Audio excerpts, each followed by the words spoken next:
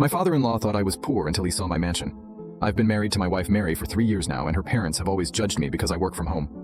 My wife's parents are very traditional in a way that they believe that you can only get rich if you get a degree and get a good job.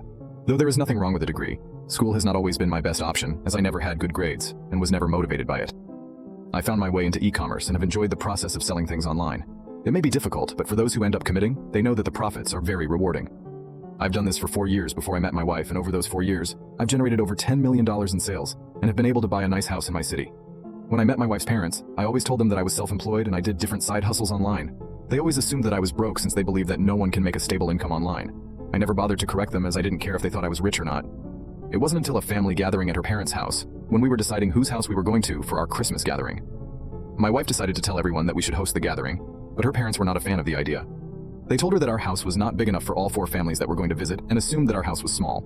They suggested my sister-in-law's house, which had 3 bedrooms and 2,500 square feet of space. For context, the house we live in is 6,500 square feet with 5 bedrooms and 4 baths. But of course they don't know that. They ended up talking about how nice my sister-in-law's house was and how they were able to afford it because of her husband's job as a real estate agent. Then they looked at me and said, "So are you still doing those silly side hustles?" As they laughed and giggled, I smiled and said, "Yes, those silly side hustles are still making me a little bit of income." They continued to talk me down, saying how I should find another profession to make a living because I don't make enough, and that maybe if I found another job, I could get a house like my sister-in-law's. Now you can watch part 2 by pressing share and then more.